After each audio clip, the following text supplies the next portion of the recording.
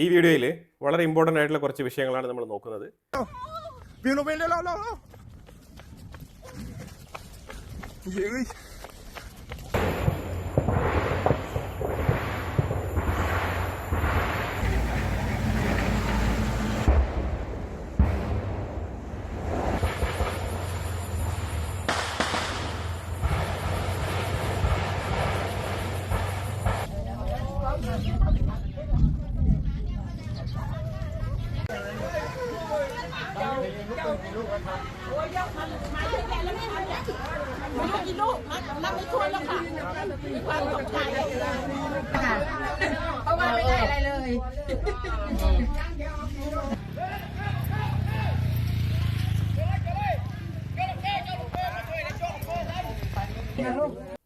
ഞാൻ വെച്ച ക്ലിപ്പ് നിങ്ങൾ കണ്ടല്ലോ.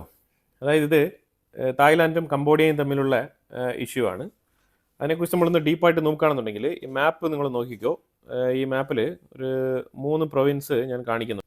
ഈ പ്രൊവിൻസുകളാണ് ശരിക്കും ഡിസ്പ്യൂട്ടഡ് ഏരിയ. ഇതിനകത്ത് ഒരു ലൈറ്റ് പിങ്ക് കളറിൽ കൊടുത്തിരിക്കുന്ന ഏരിയ, ഒരു സൈഡിൽ ലാവോസ്, മറ്റൊരു സൈഡിൽ തായ്ലാൻഡ്, പിന്നെ താഴെ നോക്കുമ്പോഴത്തേക്കും കംബോഡിയ. ഈ 3 സ്ഥലങ്ങളും കൂടി ചേർന്ന് കിടക്കുന്ന ഒരു ഏരിയയാണ്.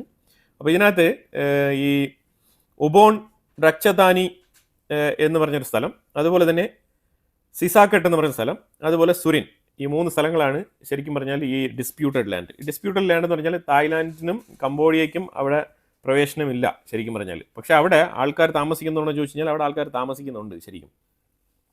കംബോഡിയ പറയുന്നത് അത് ഞങ്ങളുടെ സ്ഥലമാണെന്നാണ്, പക്ഷേ തായ്ലാൻഡ് പറയുന്നത് ഇല്ല അത് ഞങ്ങളുടെയാണെന്നാണ് പറയുന്നത്.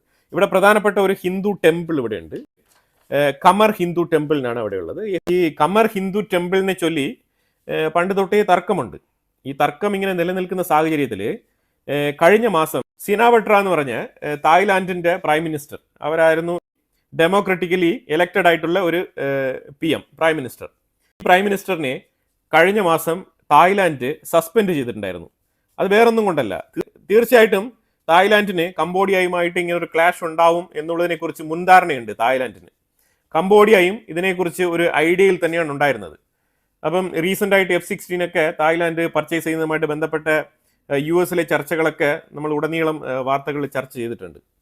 അപ്പോൾ ഈ സിനാവട്രയുടെ ഈ ഒരു സസ്പെൻഷനാണ് ഇപ്പം ഇങ്ങനൊരു എസ്കലേഷനിലേക്ക് കാരണം സിനാവട്രയാണ് കംബോഡിയയുമായിട്ട് ഒരു മൈൽഡ് റിലേഷൻഷിപ്പ് കൊണ്ടുപോയിക്കൊണ്ട് തന്നെ ഇരുന്നത്. പല സമയത്തും ഈ കംബോഡിയൻ പ്രൈം മിനിസ്റ്റർ ആയിട്ടുള്ള ഹുൻ മനീത്തുമായിട്ട് നല്ല രീതിയിൽ നല്ല റാപ്പോ ആയിരുന്നു. അവർ കാര്യങ്ങൾ കുറച്ചുകൂടെ ഓപ്പണായിട്ട് സംസാരിക്കുകയും അവർ തമ്മിൽ നല്ലൊരു അണ്ടർസ്റ്റാൻഡിങ് ഉണ്ടായിരുന്നു. അപ്പോൾ അത് ഒരു പരിധിവരെ ഈ ഒരു ബോർഡർ ഡിസ്പ്യൂട്ടിനെ തടഞ്ഞു നിർത്തി വെച്ചിരുന്നു. പക്ഷേ അവിടുത്തെ ഒരു പൊളിറ്റിക്കൽ ഇൻട്രസ്റ്റ്, പ്രത്യേകിച്ചും തായ്ലാൻഡിന്റെ പൊളിറ്റിക്കൽ ഇൻട്രസ്റ്റും അവിടെ ഈ ഒരു കംബോഡിയയുടെ ഈ ഡിസ്പ്യൂട്ടഡ് ലാൻഡ് എങ്ങനെയെങ്കിലും കൈക്കലാക്കണം എന്നുള്ള താല്പര്യം തായ്ലാൻഡിന് കുറച്ചുകൂടി കൂടുതലുണ്ട് എന്നുള്ളതാണ് മനസ്സിലാക്കാൻ പറ്റുന്നത്. മൊത്തത്തിൽ അങ്ങനെ തന്നെയാണ് നമുക്ക് വിലയിരുത്താൻ കഴിയുന്നത്. ആദ്യമേ തന്നെ തായ്ലാൻഡിന്റെ സൈഡിൽ നിന്ന് പറയാനുള്ളത് എന്താണെന്നുള്ളത് നമുക്ക് മനസ്സിലാക്കി കഴിഞ്ഞാൽ, രണ്ടുപേരും പത്രസമ്മേളനം കൊടുത്തിട്ടുണ്ടായിരുന്നു. ആ പത്രസമ്മേളനം നമ്മൾ പൂർണ്ണമായിട്ട് മനസ്സിലാക്കിയപ്പോഴത്തേക്കും ഇന്ന് രാവിലെയാണ് തുടങ്ങിയത്. പ്രത്യേകിച്ച് ഇന്നലെ വൈകുന്നേരം തൊട്ടേ അവിടെ ഒരു ചെറിയ എസ്കലേഷൻ ഉണ്ട്. പക്ഷേ ആ ഒരു സാഹചര്യത്തിൽ ഇന്ന് രാവിലെ തന്നെ 7:30 കംബോഡിയൻ ഡ്രോൺ തായ്ലാൻഡിന്റെ പ്രദേശത്ത് വന്ന് നിരീക്ഷണം നടത്തിയതായിട്ട് അവർ പറയുന്നുണ്ട്. അതിലുപരിയായിട്ട് അവർ ഏറ്റവും കൂടുതൽ RPGസും കാര്യങ്ങളൊക്കെ അവർ കൂടുതൽ ബോർഡറിന്റെ അടുത്തേക്ക് നീക്കി വെച്ചതായിട്ടൊക്കെ പറയുന്നുണ്ട്, അതായത് ടാങ്കുകളൊക്കെ. അതുപോലെ തന്നെ റോക്കറ്റ് ലോഞ്ചേഴ്സ് ഒക്കെ അവർ കൂടുതൽ അടുപ്പിച്ച് നിർത്തിയതായിട്ടൊക്കെ തായ്ലാൻഡ് പറയുന്നുണ്ട്. തായ്ലാൻഡിന് ഇതെങ്ങനെ മനസ്സിലായി? 7:30 ഡ്രോൺ വിട്ടത് കംബോഡിയയല്ലേ? അപ്പോൾ തായ്ലാൻഡിന് എങ്ങനെ മനസ്സിലായി എന്നുള്ളത് നമ്മൾ കുറച്ചുകൂടെ ഡീറ്റെയിൽ ആയിട്ട് പോയി നോക്കിയപ്പോഴത്തേക്ക് നമുക്ക് മനസ്സിലാക്കാൻ പറ്റിയത്. എന്നിട്ട് തായ്ലാൻഡ് ഒരു വിഷയം കൂടി പറഞ്ഞു വെക്കുന്നുണ്ട്. ഈ ഇന്ന് രാവിലെ 8:20 AM കൂടിയാണ് ഈ ഒരു ആക്രമണം തുടങ്ങിയത് എന്നാണ് തായ്ലാൻഡ് പറഞ്ഞു വെക്കുന്നത്. അപ്പം ഇനിയിപ്പോൾ കംബോഡിയയുടെ സൈഡിലുള്ള നമ്മൾ കാര്യം കേട്ട് കഴിഞ്ഞാൽ, കംബോഡിയ പറയുന്നത് 6:30 to 7 o'clock ആ ടൈമിൽ തന്നെ തായ്ലാൻഡ് അവരുടെ സൈഡിലുള്ള ഡ്രോണിനെ അയച്ച് കംബോഡിയയുടെ സൈഡിലുള്ള കംപ്ലീറ്റ് കാര്യങ്ങളും വിലയിരുത്തിയിരുന്നു എന്നാണ് കംബോഡിയയുടെ സൈഡിൽ നിന്ന് പറയുന്നത്. കംബോഡിയ 7:30 ഡ്രോൺ അയച്ചത്, പക്ഷേ 6:30 തന്നെ തായ്ലാൻഡ് ഡ്രോൺ അയച്ച് കംപ്ലീറ്റ് നിരീക്ഷണം നടത്തിയിട്ടുണ്ട്. അതിന്റെ ഭാഗമായിട്ടാണ് കംബോഡിയയുടെ കംപ്ലീറ്റ് നിരീക്ഷണങ്ങളും അവർക്ക് മനസ്സിലാക്കാൻ പറ്റിയത്. കംബോഡിയയുടെ കംപ്ലീറ്റ് ആയിട്ടുള്ള ആ ഒരു മിലിറ്ററി സെറ്റപ്പ്, അതും RPG ടാങ്കുകൾ അവർ ബോർഡറിനോട് അടുപ്പിച്ച് വെക്കുന്നതും, അതുപോലെ തന്നെ റോക്കറ്റ് ലോഞ്ചേഴ്സ് ഒക്കെ ക്ലോസ് പ്രോക്സിമിറ്റിയിൽ കൊണ്ട് വെക്കുന്നതൊക്കെ ഇവർക്ക് മനസ്സിലാക്കാൻ പറ്റിയത്. അപ്പോൾ 6:30 തന്നെ തായ്ലാൻഡ് ഇത് മനസ്സിലാക്കി അഡ്വാൻസ്ഡ് ആയിട്ട് ഇരിക്കുകയാണ്. എന്നിട്ട് ഇവർ തുടരെ തായ്ലാൻഡ് ഷൗട്ട് ചെയ്തുകൊണ്ടിരുന്നു. അതായത് നിങ്ങൾ മുന്നോട്ട് വരരുത്, ഞങ്ങൾ ഫയർ ഓപ്പൺ ചെയ്യും എന്നുള്ള രീതിയിൽ വാണിംഗ് കൊടുത്തുകൊണ്ടേയിരുന്നു. അപ്പോൾ ആ ഒരു സാഹചര്യത്തിൽ 8:20 ആകാശത്തേക്ക് വെടിവെക്കുന്നതായിട്ടുള്ള സൗണ്ട് കേൾക്കുന്നുണ്ട്. അത് കഴിഞ്ഞിട്ടാണ് ആ ഒരു സൗണ്ട് ആകാശത്തേക്ക് വെടിവെക്കുന്നത് കേട്ടപാടെ തായ്ലാൻഡ് എന്ത് ചെയ്തു? തായ്ലാൻഡ് F-16 എടുത്തുകൊണ്ട് പോയിട്ട് ചറപറാന്ന് കംബോഡിയയുടെ സ്ഥലങ്ങളിലേക്ക് ആക്രമണം നടത്തി. അതിൽ കംബോഡിയയുടെ സ്ഥലങ്ങളിൽ ആക്രമണം നടത്തിയത് 2 പേര് സുറിൻ പ്രൊവിൻസിൽ കൊല്ലപ്പെട്ടിട്ടുണ്ട്. ഇതിനകത്ത് തായ്ലാൻഡ് എന്നും പറയാം, കംബോഡിയ എന്നും പറയാം. കാരണം ഇത് ഡിസ്പ്യൂട്ടഡ് ലാൻഡാണ്. അപ്പോൾ അതുകൊണ്ട് ഇവിടെ തായ്ലാൻഡിന്റെ ആളാണോ മരണപ്പെട്ടത് അല്ലെങ്കിൽ കംബോഡിയ ആണോ മരണപ്പെട്ടതെന്ന് പറയുന്നതിന് പകരം മൊത്തത്തിൽ ആ ഡിസ്പ്യൂട്ടഡ് ലാൻഡിൽ കൊല്ലപ്പെട്ടത് 12 പേരാണ്. അതിൽ 2 കുട്ടികൾ, ഒന്ന് 8 വയസ്സുള്ള പയ്യൻ, പിന്നെ ഒന്ന് 15 വയസ്സുള്ള ഒരു പയ്യൻ. 2 സിവിലിയൻ സുറിൻ പ്രൊവിൻസിലും അതുപോലെ തന്നെ ഒരു വ്യക്തി ഒബോൺ റക്ഷദാനിയിലും അതുപോലെ തന്നെ 8 പേര് സിസാക്കട്ടിലും കൊല്ലപ്പെട്ടിട്ടുണ്ട്. അപ്പോൾ ആ രീതിയിൽ 3 പ്രൊവിൻസുകളും ടാർഗറ്റ് ചെയ്ത് സിവിലിയൻസിനെ തന്നെയാണ് ടാർഗറ്റ് ചെയ്ത് അറ്റാക്ക് നടത്തിയിരിക്കുന്നത്. ഇനിയിപ്പോൾ ഇതിനകത്ത് ക്ലെയിം വരാനുള്ളത് തായ്ലാൻഡ് അറ്റാക്കിലാണോ കൊല്ലപ്പെട്ടത്, കംബോഡിയ അറ്റാക്കിലാണോ കൊല്ലപ്പെട്ടത്. അപ്പോൾ അതുകൊണ്ട് ഇങ്ങനെ 2 പേർക്കും ക്ലെയിം എടുക്കാൻ പറ്റാത്ത അവസ്ഥയാണ്. അതായത് ഒരു ക്രിട്ടിക്കൽ സിറ്റുവേഷൻ ആണ്. കാരണം ഇത് ഡിസ്പ്യൂട്ടഡ് ലാൻഡാണ്. ഞാൻ ആ കാണിച്ച മാപ്പ് കണ്ടല്ലോ, ഇതാണ് അതിന്റെ സത്യാവസ്ഥ. മലേഷ്യ ഇപ്പോൾ ഇടപെടുന്നുണ്ട്, ചൈന ഇപ്പോൾ ഇടപെടുന്നുണ്ട്. ഇതിനകത്ത് മെയിൻ ആയിട്ട് നമ്മൾ നോക്കി കാണേണ്ടത് the lack of prime minister.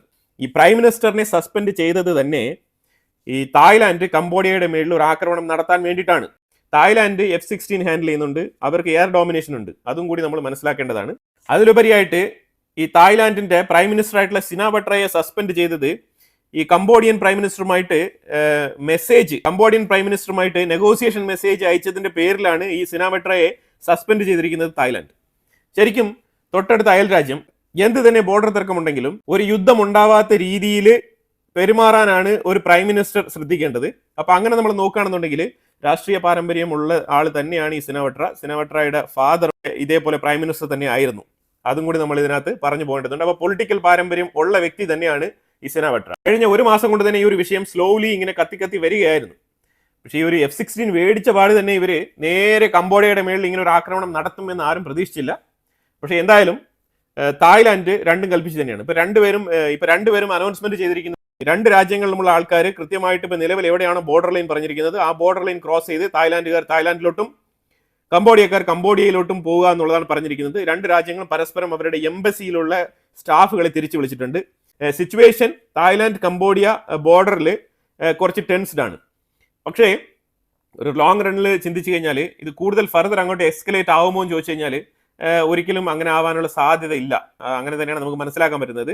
തൽക്കാലം ഈ ഒരു ഇഷ്യൂ മറ്റുള്ള രാജ്യങ്ങളൊക്കെ ഇടപെട്ടുകൊണ്ട് ഇതിൽ പെട്ടെന്ന് തന്നെ ഒരു സമാധാന ചർച്ചയ്ക്ക് വഴിയൊരുക്കും എന്നാണ് മനസ്സിലാക്കാൻ പറ്റുന്നത്.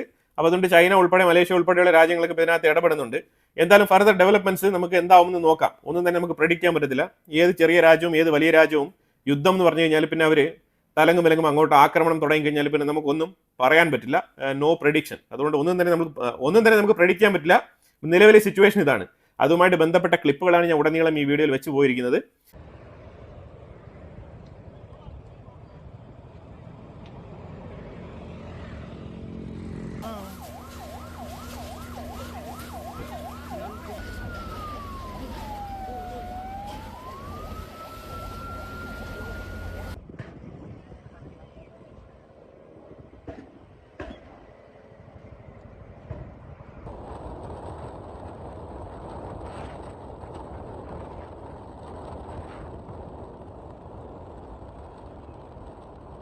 കുറിച്ചുള്ള അഭിപ്രായങ്ങൾ കമന്റ് ബോക്സിൽ രേഖപ്പെടുത്തുക. കൂടുതൽ വാർത്തകളുമായിട്ട് അടുത്ത വീഡിയോയിൽ വരാം. Thank you so much.